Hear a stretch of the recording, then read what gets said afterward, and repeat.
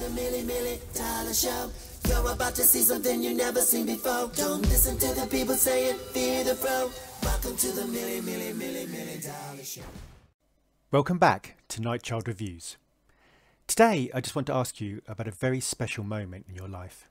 That seemingly small but ultimately dynamite-laden moment when you first realised that you were with Prince's music for the long haul. That moment when you realised that you were about to become Team Prince. We all have our own story. For some it was from the very earliest embryonic stages of Prince's remarkable creative mission. For some we found Prince at the height of his popularity in the 1980s. Some found that idiosyncratic funk hit them in the turbulent 90s, finding Prince move on from the mainstream of Diamonds and Pearls through the slave era and emancipation to the eve of the millennium. Some found Prince when he toured musicologies to the masses and hit the #1 spot with 3121. I know a number of people who became fascinated by his work as he released Hit and Run Phase 1 and Phase 2 during a period in which Prince embraced the internet, communicated with his friends on Twitter and sold albums peer-to-peer. There are also a number of people who have found Prince's work after his transcendence, and their lives have been utterly transformed by it, and many have contributed heavily to the Prince community. It is important that newer entrants to the world of Prince are respected and encouraged in their journey. We were all new to the music of Prince at some point, and many of us, myself included, were incredibly fortunate to have a guiding hand, a Prince mentor, if you will, to help us on the journey of exploration. I would love you to share the story of your moment below. Each story is unique, transformational, and often comes in an unexpected way. I'll briefly tell you my story, and then maybe, hopefully, you'll tell me yours. I was 14 years old in 1989, and I remember precisely where I was, throwing a ball against a fence in our backyard alleyway. I was listening to the top 40 on my headphones. It was then this voice shrieked out through my ears, piercing, demanding my attention. "Get the funk up!" I didn't know what was going on. Suddenly a guitar flexed and stroked, and the voice repeated the demand. In the space of a few minutes, there was a multitudinous tonal complexity of wailing, growling, pleading, guttural guitar solo, an electronic sample-laden fusion of computerized drum beats, ethereal, whirring, heavenly choir overlays. It was all there. Also in the themes, the voice sung about the guilty thoughts in your mind, the spectre of God, the carnal, libidinous sexuality of earthly abandon, the dichotomy of good versus evil. Explosions ranged throughout my ears.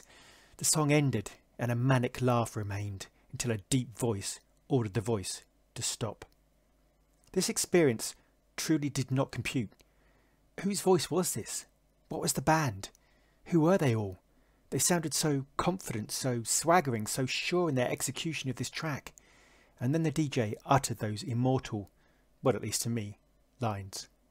And that was Bat Dance by the one and only Prince. It's important to make clear here that this was a pre-internet time. I couldn't just find out about Prince on my phone or computer, so I set out the very next morning to my local video shop. Video shops, does anybody remember those? And looked for anything whatsoever they had with this Prince guy whom I knew nothing about. This is when I first managed to hire the legendary Sign of the Times concert, and then shortly afterwards the remarkable Lovesexy live tours. I began to watch the Sign of the Times video with my mum as she dealt with a huge pile of ironing. Fortunately, I had tidied my room for once and so was allowed this reward. I watched the opening of the concert. It was just too much. I couldn't take it all in. Prince was largely in subdued lighting. A mysterious dancer performed in front of the dazzling lights, his guitar growling and rumbled over the electronic beat. A whole ensemble of characters marched onto the stage, drums pounding in unison. I had so many questions. Who were they all? What was Uptown? Why was this track eerie, terrifying, fascinating, intriguing and mesmerising? As we reached the second track, Play in the Sunshine, Prince turned up the lights to 10 and burst into my life, singing, dancing, in fact just a hyperactive bundle of energy that blazed across the stage, smirking, pulling faces, propositioning the dancer, whom I now knew as Kat. It was relentless. I sat there watching the whole concert transfixed, and then I watched it again and again. Within a few weeks I had rented this and the Lovesexy video so many times that I practically bought shares in the video store. I have, to this day, worn out 2 VHS versions of Lovesexy, which simply drew me inescapably into the world of Prince's music. Here was a multi-instrumentalist playing fiery guitar on Let's Go Crazy, beautiful piano on When Two Are in Love, hauntingly spiritual epiphany-soaked keyboards on the extraordinary Anastasia. I had to find out more about this guy, and to this day I will always be eternally grateful to a friend of my mother's, who was a huge Prince collector and made me cassette copies of every album up until that point in 1989. Don't worry, I purchased them all officially many times over the years, believe me. The only issue was there were no dates on the cassettes, so I tried in my own mind to place them into some kind of order. I should have asked, but, well, I was shy and autistic and I managed to get some in the right order, although struggled with controversy, which I thought might be later. And as for Parade, well, I didn't have a clue when that was from. But thanks to the kindness of this friend, I had begun my journey. The next year in 1990, he took me to my first Prince concert in London, the Nude Tour. As a 15-year-old going to see something called the Nude Tour, it was somewhat alarming, but fortunately it related to the stripped-down nature of the show. I didn't really understand this at the time because the show, to me, seemed anything but stripped down. There were dancers everywhere, lights filling the arena, Prince grabbing your attention, demanding you never took your eyes off him. And I also loved the way Prince would play cool and responsive to the crowd. I left feeling exhausted, exhilarated, and on a real high. Very shortly afterwards, I was able to buy my first new release album. I'd been buying Prince's back catalogue, starting with Batman and working in a random way backwards. But now there was a new project about to be thrust into my world as the Graffiti Bridge album was released. Rather bizarrely, I had a choice at the store of the vinyl or the cassette, and I chose the cassette purely because I wanted to listen to the album on the way home in my mother's car. As I began to play the album, we reached Release It, and my mother nearly stopped the car, asking what the lyrics were after Morris declares, "Let's get this party funkin' right." Fortunately, my explanation convinced her that there was nothing to worry about.